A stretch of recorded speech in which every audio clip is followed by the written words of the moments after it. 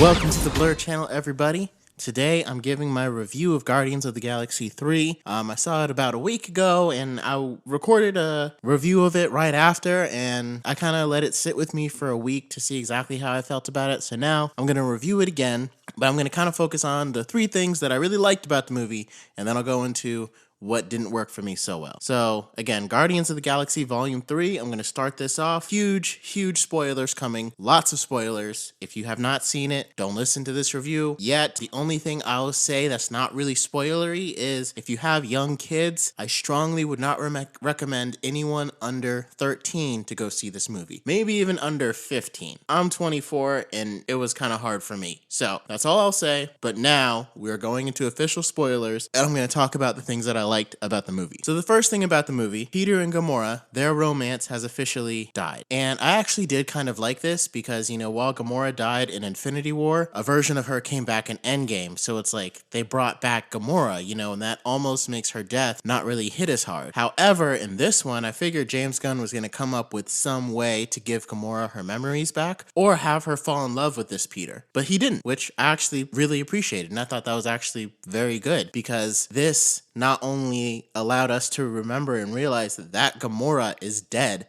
the love of Peter's life is dead and gone. It also really gave Peter a lot of character growth because he's lost so much, and then he found this family, and then he still lost Gamora, and he had to realize he can't put his pain onto this new Gamora and try to make her fall in love with him. So I thought it was a really good maturity moment for Peter, who, while he's lost so much, he is kind of used to always getting his way. I mean, being abducted doesn't mean that you get your way a lot, but, you know, through his time throughout traveling the cosmos as a Ravager, he kind of just did whatever he wanted, and he really did get his way. And so for this to be one of those things that didn't work out for him, you know, Gamora is actually dead and this one does not love him, does not remember any of that, I thought was actually very powerful. And I like that they did not end up together by the end of the movie because I predicted that they would and they did not. So the second thing that I liked, Chukwudi Iwuji. I don't know if I'm saying his name right, I apologize, but I know him from Designated Survivor, where he played a scientist role, and he was really good in that role, and I really liked him in this one. I think he's a fantastic actor. He played High Evolutionary, of course. High Evolutionary came off as a little whiny sometimes, but I liked his powers, and I liked the intensity that he played him, and he did the God complex thing really well. Like, basically, the main thing that's wrong with High Evolutionary is that he thinks he's God, and so whatever he says is right, and he's got this idea of this perfect society, and if it's not right, I'll just kill him and start over. So, it was a very menacing villain. It was a villain that needed to die, couldn't be rehabilitated, and we were glad to see him, you know, die. You know, there was no cure for this villain. The last thing I liked, I'll call it Drax the dad. So again, huge spoilers. You've already got some in the first one, but for this one, there's a scene where Drax saves a bunch of little girls from the High Evolutionary's like chamber. And I thought that was good storyline for Drax. You know, we've been trying so hard to figure out what is he. I mean, in the first Guardians, they did such a good job of portraying him as just like a little, I wouldn't call him dumb. He was just kind of dense, right? But he was still menacing and fearsome. And like he had a role in Guardians, he killed Korath, and that was partly how they were able to get up to the bridge and defeat Ronan. Like that was a big role because Peter hadn't defeated Korath. Groot maybe was able to, but he was held up with the soldier. Like basically Drax did something and had a role in the first Guardians. And then since that moment where he killed Korath, finger to the throat means death.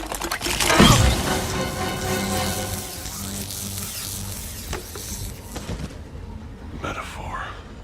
Sorta. He has literally been nothing but a joke machine of trash. Like, all the jokes are aimed at him. He does nothing of importance or significance. You can take him out of Guardians 2, Endgame, and Infinity War. Nothing changes. And again, you can't give every single character a important arc and something that affects the story because Marvel has so many characters to play with. But I'm being quite honest. All he was the butt of stupid jokes. He was just the dumb comic relief. It feels like he was a completely different character after Guardians 1. And if you remove him from any of the movies that he was in after Guardians 1, you just remove a bunch of pointless jokes about a big dumb dude. They couldn't find a role for him, so they were like, well, let's just make him comic relief, but the jokes surrounding him were all stupid. So it really was like bringing down Drax's character, and in this movie, he pretty much started the same way, kind of a dummy, making dumb jokes.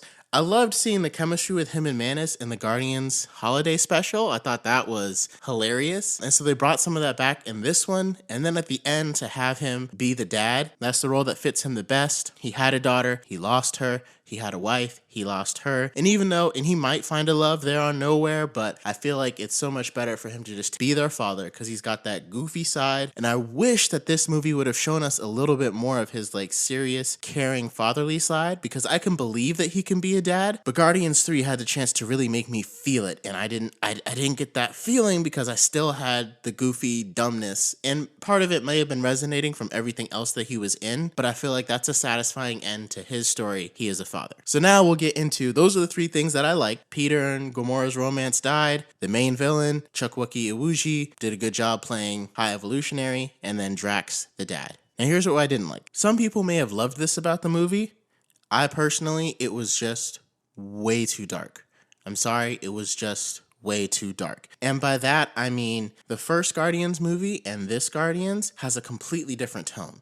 And honestly, this one could have been rated R. And the reason why I say that's something that I don't like, because like we didn't expect it, sure, but especially like the scenes of animal cruelty were so disturbing, they could give people nightmares. Like if I was taking my children to this, for example, I saw Avengers when I was like 12. If this came out at the same time, I probably would have had nightmares. And it's like, it's rated PG-13, so you probably shouldn't take kids who are under 13. But like, it should almost be restricted for them because you as the parent, they're going to be seeing these things that James Gunn put in this movie over and over and over again. And it wouldn't have been as big of a deal if we got some kind of warning, right? Like Doctor Strange in the Multiverse of Madness, many people probably didn't take their kids there because they knew it was going to be horror-centric, it was going to have demons in it, and it's going to be really creepy, and they don't want their kids to have nightmares. So I'm not going to take them to that movie, that particular movie. This one, the trailer had nothing to suggest that. And even with Doctor Strange, like from the comics and stuff, I already knew like, yeah, he fights darker villains, he does this kind of stuff. While the High Evolutionary is kind of a darker villain in Marvel Comics, I didn't expect this level of gore and disturbing scenes and frightening and violent. Like it almost could have been rated R just for that. Like I said, if I had a 10-year-old kid, I probably would have taken them to the first Guardians. I would not have taken them to see this. Now, of course, the first Guardians came out 10 years ago, but the point being is if you watch the first two Guardians movie, you have no reason to believe this movie is this dark. And sometimes there's nothing wrong with like a dark movie, but you really got to let the audience know, put like a disclaimer at the beginning, put something that lets you know, hey, this is different than the other ones, even in the trailers, even just like a glimpse or something, because it completely surprised us. And I really feel bad for any parents that may have taken their, even if their kid was 13, maybe 14, that could have given me nightmares. And I feel really bad for any parent that may have taken their kid to this movie to see it and then saw this horrifying stuff. Like the bunny without a mouth, I mean, ugh. And this is probably my biggest hang up with this movie and why I have it ranked pretty low on my list. All these animals are ones that High Evolutionary experimented on, right? All these creations. So in the end, when he says, release the Hellspawn, they're literally like, they saw a war pig who's literally like a animal robot hybrid with these creepy demon looking eyes that was just an animal. And we had to see Adam Warlock rip off its head and just carry it around like that was normal. And then when he released the Hellspawn, the Guardians and all the warriors on Nowhere were just killing them. And it's like, yeah, they're not the same cuddly animal that they were before, but at one point, all of these things were just like Rocket. Like they were captured by the High Evolutionary. Their only a crime is they didn't escape. So they have to do what he programmed them to do because he mixed them with the robot. And you want me to be happy for the Guardians for literally murdering them and watching their blood and guts go everywhere? I'm sorry, I'm not going to be. Like, there's no reason to have the Hellspawn in the movie is basically what I'm trying to say. You could have had a bunch of crazy scientists just be the High Evolutionary's army. No reason to have those in there because that doesn't look like a victory scene to me. That looks like, oh, because they didn't escape and they actually got worked on by the High Evolutionary, now that means that they're evil, so yes, we can blow them up and shoot them in the face and make their guts go everywhere and we'll see it. And we're supposed to be happy, like, woo, good job, Guardians. And I'm like, no, you either find a way to incapacitate them, they should have found a way to save them the way they saved all the other animals. Watching them kill them was not good storytelling. I'm sorry, I did not like that. The next thing I didn't like, Adam Warlock. Now, I'll preface this by saying I think Will Poulter did a great job playing the role he was supposed to play. He is funny, he is a funny actor, and everything, like a lot of the jokes surrounding Adam Warlock, they actually hit. You know, when he was holding the thing and when she was like gonna kill the thing and he's like, don't be rushed. Don't be rushed. It was kind of funny. And they're trying to make a joke that like, yes, he was born yesterday and all this stuff. And it's like, you can't help when you're a Marvel nerd, when you're a Marvel comic nerds, you can't help but feel like a great character was wasted, because Adam Warlock in the comics is known as this very stoic, intelligent guy who kind of is one step ahead of the plan, and Adam Warlock in this movie was one step behind. And everything in the movies is not going to match the comics, but to know that we're really never going to get that version of Adam Warlock is kind of sad. It almost makes you, like, as a comic book reader, be like, can you use another character, make him be someone else, and let's save Adam Warlock? Maybe just leave him. If you're not going to make him the way that he was, like, you could just leave him, if you didn't like the way he was displayed. But whatever. Like I said, I don't know if we're even going to see Adam Warlock and the new Guardians team again. They said that Star-Lord would return, but they didn't say that the Guardians team would return. But we're not really going to see him become that version of, like, maybe James Gunn has a plan for him to be that version of Adam Warlock in the future, but he's off at DC now. So it's really hard to imagine there's any version of Adam Warlock we're going to get that's, like, actually intelligent. And you also notice, like, with his character, like, he kind of kicked off the whole plot, and then after that, he just kind of became an afterthought, and it's like the plot just kind of ran out of ideas for him. And they tried to give him, like, a redemptive arc that I'll go into in just a second, but even to me, that arc kind of fell flat. Like, I guess he's a Guardian now, but again, it's like, I didn't really feel that compelled by the redemption. Like, they could have even used him to help defeat the High Evolutionary. Like, I would have loved to see if the High Evolutionary was too strong for the Guardians, and then Adam Warlock decided to turn on him, and that helped them. Like, that could have made sense, and that could have been cool. But instead, we get the third thing that I didn't really like about the movie, and that's just some of, like, the plot choices and scene choices. So, like, the first one is, like, when Peter ran back to get the Zune and almost died. There's a few things that are wrong with this. So, number one, it's not his Walkman. Like, I understand why he went to get back his Walkman in the first Guardians, which is still one of the greatest superhero movies ever released. Changed my mind. Because that was from his mother, who died when he was 6 before he was abducted into space. So that Walkman was quite literally his only piece of Earth left, and he carried it with him for decades, many, many years, as his souvenir and collection of Earth. The Zune, I guess it came from Yondu, but does not feel like something you would risk your life for. To me, I blame that more on Guardians 2 too, because, like, even in Guardians 1, I completely understood why he was getting the Walkman. In this one, I was not feeling the emotional connection that he's supposed to have to this Zune, and why he would risk his life to go get it. And I feel like by the look on his face, he could tell that he was about to die, even just by going back and getting it, so it wasn't like an accident. And to me, I was like, if this is how Peter Quill dies, this is the worst death that has ever been done in the MCU, because this would be the stupidest way to die ever. And then my biggest question, why I don't understand, where's his mask? Like, he has a mask that literally allows him to breathe in outer space, and he's just not wearing it for that scene, for really any of the movie. And I guess it got destroyed in Guardians 2, but then we all just figured he got it fixed when he had it in Infinity War and Endgame, and so now he's just deciding that he doesn't need it anymore? It's like, that death scene doesn't make sense for a lot of reasons. But then to have one of the biggest ones to be like, Peter literally has had a device that could have saved him multiple times, and yet that's still how he's going to die. When Peter has the literal device that could have saved him, I don't get. And especially because, like, he was fighting with it in Endgame, so I don't know if James Gunn just forgot, but I find that hard to believe. I feel like he made this scene where Peter's gonna die, and someone was like, why doesn't he just put on his mask? And he's like, oh, I forgot he still had that. Yeah, so I already put the scene in, so we're not gonna change it, so we're just gonna pretend like he doesn't use the mask anymore, because who needs a mask that allows you to breathe in space when most of your adventures take place in space? That just seems whack to me.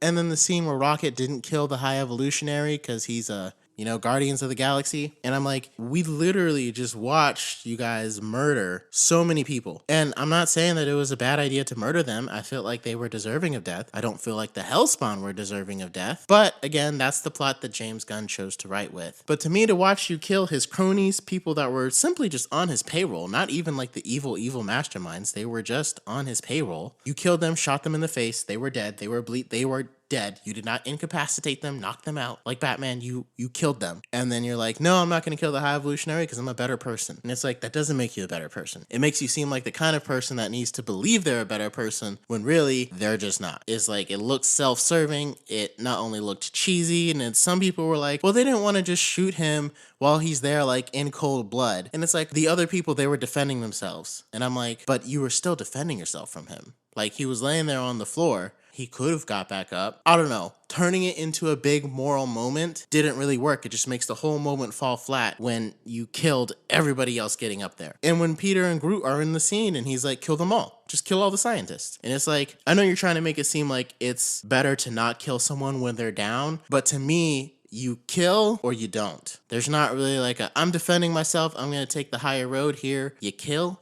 or you don't. Like when Peter didn't kill Green Goblin in No Way Home, he had not killed anybody in the entire movie. That was impactful, and that was the whole plot of the movie. In this one, the Guardians are all killers, and they've done it multiple times throughout this movie. So that moral moment just falls flat, and it looks like it was not done well. It doesn't achieve the desired effect. To me, it's like, why even have it in there? Either have him shoot him and kill him, or just let him fall. And they all could have just walked away with him like screaming and yelling. Didn't like seeing his face torn off, by the way. That was kind of a throw up moment. But they could have just left him there. You didn't have to have your big moment of like, oh, I'm better because I didn't shoot you dead, even though I'm going to let you blow up. That's not a bigger moment. So yeah, overall, this movie, I've heard people say things like James Gunn never misses.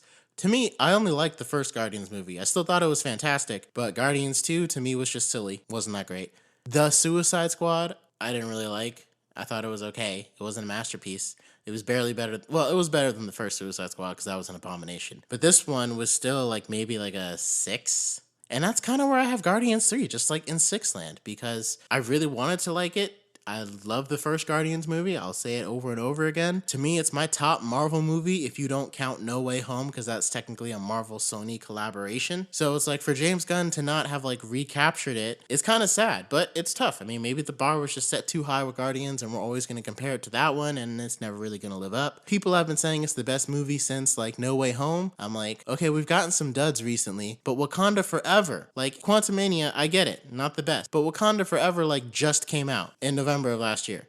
And it was fantastic. And people are saying it's the best movie since Endgame. And I'm like, no, because again, we got some duds mixed in between, but you're forgetting about Shang-Chi and No Way Home. Now, like I said, a lot of it's been a mixed bag since then. Eternals, Multiverse of Madness, Love and Thunder, and Quantumania have all kind of fallen. And I would say I feel like we've gotten more duds than like good projects. But in no way is this the best movie since Endgame or the best movie since No Way Home. It's barely even the best movie since Quantumania. I'm not gonna lie. So that's just my review for Guardians of the Galaxy 3. Like I said, there was stuff that I liked, but to me, the stuff that I didn't like just way overpowered it. I thought it was funnier than the second one.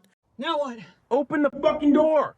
But again, I just feel like I can't get over you make a whole movie highlighting animal abuse and how terrible this villain is, and you have your superheroes go out and murder the very animals that he experimented on and they were saving.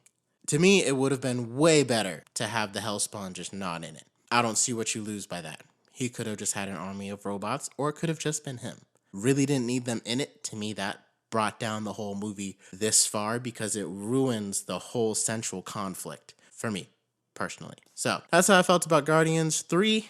I kind of thought it was going to crack my top 10, but I don't even know if it's in the top 20, honestly. Some people say it is. Like I said, if you can explain that to me a little bit better, why it was okay, why I should be okay with the Guardians, like slaying the Hellspawn, maybe I'll like it better. But until then, that's where it's at. So thank you guys for listening. Drop your own thoughts on Guardians of the Galaxy 3 if you liked it. I am glad that people like it in a sense because I think this will give Marvel motivation to keep going because I don't feel like they're in a rut. I don't feel like they're giving us too much. Like I said, I'm a Marvel nerd. I will gladly take it in, talk about it, critique it, even if I don't love all of it. I'm still excited for Secret Invasion, Loki, the Marvels. Keep bringing us content, and if people need to believe this movie is good in order for Marvel to feel like, yes, let's keep going with movies and stuff, we don't need to slow down, we are not in a rut, we have not, peaked, so be it. But otherwise, that's my thoughts on Guardians of the Galaxy.